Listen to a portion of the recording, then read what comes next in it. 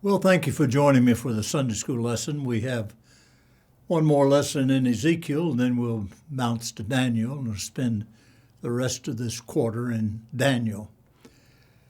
In Ezekiel chapter 16, we're going to find God saying through Ezekiel some very things that are apropos to our day and time. He's going to be talking about the value of life. If there's one major concern among many other concerns I have for the American way of life, is that we have lost the meaning of the dignity of life. And as a result of that, some things have happened that I'll be talking about today. When we come to the place that we understand our values will shape the priorities of our life, then we need to try to figure out how do we get to the right values? How do we get to the right decision? I came across a thing that I'd seen at least one time before, but it had just sort of slipped my mind about this idea of prioritizing in the light of making decisions. Now, I know you won't sit down and go through 1, 2, 3, 4 before you make a decision, but you'll get to the place that almost subconsciously you'll make a decision in the light of these 4 things, I'm convinced. Honesty. Is what I'm hearing true or false? Can I depend on it being true? Do I have a suspicion about its truth? Or is it just a piece of gossip? Something that someone maybe wants to happen, maybe a projection of what they would like. Is this that I'm about to listen to and make a decision on, is it true or is it false? That's number 1. Number 2, is it unselfish? How is my decision going to impact the lives of others around me? Now, you have to do this as a parent and as a spouse. You have to be considerate of those around you when you make decisions. Is the decision I'm going to make going to further the ethic of my children, the morality of my children, or is it going to hamper in some way my spouse? Am I thinking of her before I think of me? You should. That person who is married to you and part of you, and the two become one in a very real sense of the word, you should be very cognizant of the fact that any decision you make is going to impact his or her life. So is it an unselfish decision? Is it going to help or hurt others around me? So number 1, is it true? Is it unselfish? Number 3, is it pure? By that I simply mean, is this a right thing to do or a wrong thing to do? Is it pure? I don't want to do something out of a bad motive that even looks good. To illustrate, I'm not going to go out and rob a 7-Eleven so I can give more money to the Lottie Moon Christmas offering. Is it pure? Is it right? Or is it wrong, innately wrong? That too is part of the test of good decision making. And the last thing, am I doing it out of heart of love? And sometimes what's called love is awfully ugly. Sometimes love, people say they're doing things in the name, it's awfully ugly. Love should be beautiful, never ugly. Love should be that which we understand, brings us together. It doesn't take us apart, doesn't separate us. So when you make decisions and prioritize the values of your life, you might want to run through some gamut like this, just almost unconsciously, as a child of God, think through some of these things. Now, there's another thing I say about decision making. You can have anything in life you want, other things being equal. I know there's some things I'm not cut out to do. I'm not cut out to be a mathematician. I know that. I understand that about myself, so I simply do the best I can with math and then let the mathematicians do the rest of it. So I have to be conscious that I can have anything in life I want, other things being equal. Second thing, you can have everything, you can have anything in life you want, but you can't have everything. At some point in life, you're going to have to decide what's really important. What is really important in life?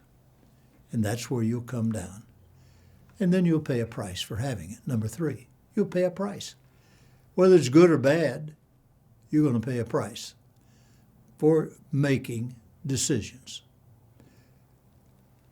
Now, in the light of this and the understanding of this, when we interact and shape our values, Ezekiel is going to tell us that God is concerned about all human life. He's concerned about all human life, as we should be. I'm concerned about abortion. I don't know how many, I'll come to the statistic after a while, how many decisions we've made in the United States of America that has brought us to the place that abortion is now legal. I don't know how we got here. I don't know what happened somewhere in the journey. Somebody went to sleep at the switch. That abortion is a big issue.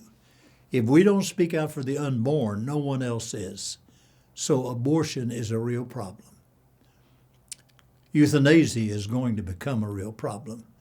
I can tell you the more people who come down with Alzheimer's, the more people who are incapacitated because of some disease, and just the aging process alone, there are those in places of authority that believe if you are no longer contributing to society, you ought to be put away. You ought to be euthanized. You ought to be done away, just like a dog. It's like an animal. You ought to be euthanized. Euthanasia is going to become a battlefield one of these days. We should be concerned about other things that are not quite as drastic as abortion and euthanasia.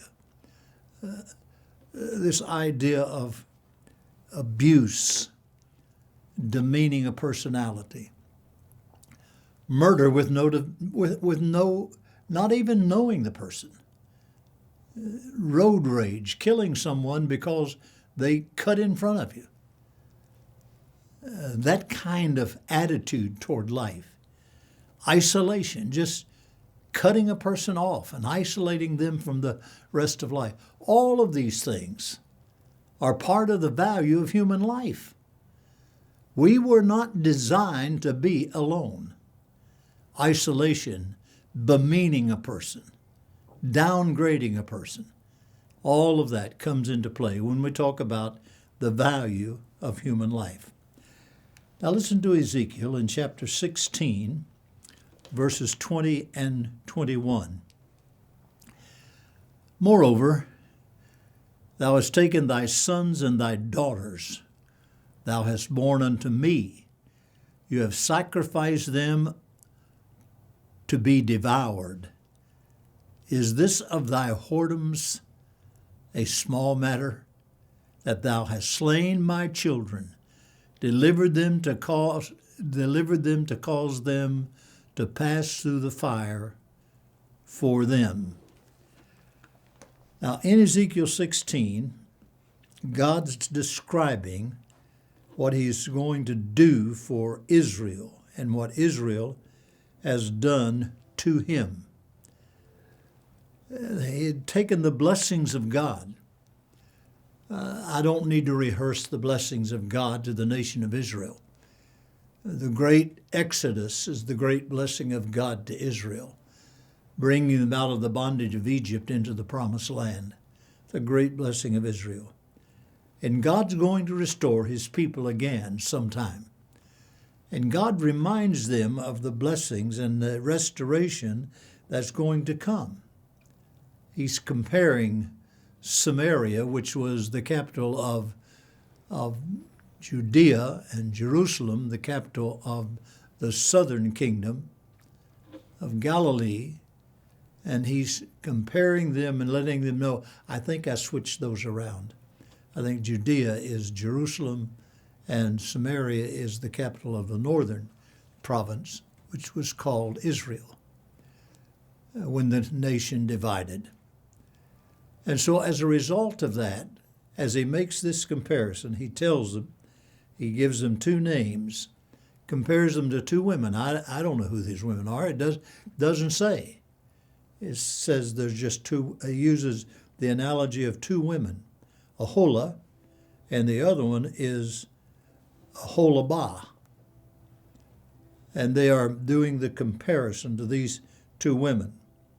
God's going to humble them, and then he's going to reflect on David as the king, and he's going to reflect on bringing them back to their former glory. At least he's going to set them free from Babylonian captivity.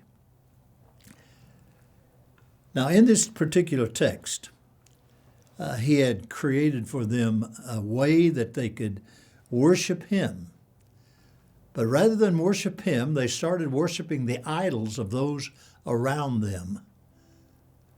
And as they worshiped the idols of those around them, they did it with their children. This is the most ungodly thing that you could possibly imagine. In the pagan worship, the smell of the burning flesh of a child was to appease the gods. Now you try to filter that through. Try to imagine that. Putting your child, for instance, in the arms of Moloch, I'm told. You heat those arms of brass as hot as they can be, and then you lay your child on those arms of brass, and they are consumed. Can you imagine such hostility? And yet they called it worship. And Israel had fallen into that groove that they were worshiping God by the sacrifice of their children. Now, you put this down. There is no place I can find in the Word of God that God ever asked for or approved the abuse of children in worship, much less the giving of the children's life to appease the God. Just the opposite. Giving the child life pleases God. And when we know that and understand that, it should put things in a whole new perspective. They are devoured, he says. Is this a small thing he's talking about? That's a rhetorical question. It is not a small thing. It is a big thing that he's talking about. How to worship God properly. You worship God properly not by sacrificing your children. You worship God properly by the way you live, not by what you say. It's by how you act. And you act out the values of your life as you prioritize your life. So they had slain the children, causing them to walk through the fire. God never commands human sacrifice. And so the prophets condemned these social evils, these injustices, and they have a strong word about them. Those who oppress the weak, they have a strong word, and the callousness that comes as a result of this kind of abomination. And it is an abomination to God when we sacrifice in the wrong way. Listen, obedience is better than sacrifice. If we can learn to be obedient to God, I said in a sermon I preached on a Wednesday night, not long ago, and I've said it to my Bible classes any number of times in different classes. When we learn to be obedient, we're proving our devotion to God. Obedience proves devotion. Obedience proves devotion. But obedience also allows God to let us in on things that He's up to. And He's going to let these prophets in on things that He's up to and what He's going to do in the restoration of Israel. Now, if you look at verses 36 through 39 of chapter 23, 36 through 39.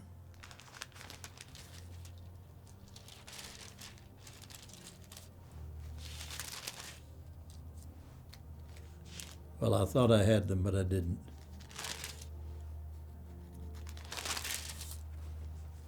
(36 through 39). And the Lord said moreover unto me, Son of man, that's a word He uses for Ezekiel about 100 times in the Scripture, if I remember. The Lord said unto me, Son of man, wilt thou judge Aholah and Abolah? Yea, declare unto them their abominations, that they have committed adultery. Blood is on their hands. And with their idols they have committed adultery. They have also caused their sons, whom they bear unto me, to pass for them through the fire, to devour them. Moreover, this they have done unto me. They have defiled my sanctuary in the same day, and have profaned my Sabbath. For when they had slain their children to the idols, then they came the same day into my sanctuary to profane it. And lo, thus have they done in the midst of my house. God takes to task these people who are sacrificing their children. Now, there's about 4 things He lists as their sin. They have committed adultery. Now, adultery means when you break the vows you have made in the relation of human relationships and the relation of God to, not only God to man, but man to God relationships. There's always the vertical and the horizontal. There is a relationship to God, there is a relationship to others. And in this relationship, the husband and the wife, you make a vow in marriage, I'm going to be true to you the rest of my life. Now, that does not just mean sexually, but it does mean that. Not to violate the laws of marriage, which says, you are mine, I am yours, and there should be no one else in this relationship. And this is the most private relationship that ever exists between a man and a woman, is marriage and the sexuality of marriage, the two becoming one in so many different ways, not just that one way, but that is one way that we become one. And then he says, you have committed adultery toward me as well as toward others. You have violated every vow you made to me. I said, I will be your God if you will be my people. And you said, we will be your people. And I entered into a covenant relationship with Abraham, a covenant relationship with David, all of those relationships. And yet now you have violated every one of them, committed adultery. Number 2, you have blood on your hands. You have blood on your hands. You are guilty of taking the life of someone, and it's your children. The bloodshed, the murder of the helpless. Number 3, their idols have committed adultery. Physical adultery occupied within the marital relationship. Spiritual adultery, they simply forsook the worship of God and moved to the worship of Baal and the other gods of the nations. They burned the flesh of their children. It's just almost beyond my comprehension. I read this over and over again, and I just can't understand this kind of thing that would transpire. And they have done all of this to me. They have defiled my sanctuary. The same day that they sacrificed their children, they wanted to go to the sanctuary and worship God. It absolutely, they've lost their mind. They have lost all of sense of direction of religious life. Killing their children, profaning the sanctuary in my house. They were so calloused that they could no longer understand what they were doing. Now, God, we're moving from Ezekiel to Psalm 139, which is a very interesting psalm. Psalm 139, verses 13 and 14.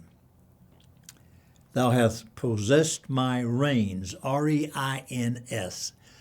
Now, we don't use that word as it's used here. It means the place of decision-making, or the place of emotional, the place where we allow emotion. You have simply missed this. Possess my reins. Thou hast covered me in my mother's womb. I will praise thee. Here's a wonderful statement. For I am fearfully and wondrously made. Marvelous are thy works, and that my soul knoweth right well. This idea of God taking care of us, our emotional state, our place of decision. God has taken care of us, informed us about our body. Now, in the last part of the material that I received, there's a very interesting set of statistics that I want to give to you, and I may back up if I have time and use just a little more to say. But this idea, the idea based on the statistics, now, I'm not pulling these pie in the sky by and by. Based on the statistics of the United States Supreme Court since they legalized abortion in 1973, based on that statistic, the National Right to Life Organization reports 60 million abortions have occurred in the United States of America. Now that's the known abortions have occurred. 60 million have occurred. Well, now that in itself is enough abomination. But do you know what that means? That's why Social Security is in trouble. 60 million people didn't get a chance to live. 60 million people did not get a chance to have the privileges that you and I have. One of those being Social Security. So when we know that and understand that, 60 million, listen to it, it goes on, leaves deep, deep wounds. Now listen to what happens to a baby. I want to be sure I get this right, so I'm going to read it. At conception, the foundations of a child's physical characteristics, intelligence, and personality are established. At conception, DNA. After only 21 days, the baby's heart beats regularly. After 21 days, 3 weeks, the baby's heart beats regularly. And the foundation of the brain, the spinal cord, and the nervous system are already established after 3 weeks. After 35 days, fingers can be discerned on the baby's hands. At 40 days, brain waves appear. At 3 months, listen to this, 3 months, hair begins to grow on the baby's head. At 3 months. And they're trying to tell me that this is not a life, is just a lump of protoplasm? The brain wave has already started. The brain stem is in place. The nervous system. And then at 5 months, the baby gains to weigh about a pound at 5 months, about 12 inches long. Now listen to this, and starts to respond to loud noises at 5 months. He or she only needs nourishment, warmth, and security, and a place to grow until birth comes. Tragically, abortion interrupts all of this process. Now, folks, I'm not here as a goody two-shoes, but this kind of statistic absolutely fortifies my defiance about abortion. There is absolutely nothing right with it. Now, I know you could come up with some rationale of some reason why some baby might need to be aborted. I'm not talking about that. I'm not talking about the cases over here or the cases. I'm talking about the abortion of 60 million lives since 1973 and how this life develops. No wonder the psalmist could say, I am so wonderfully made.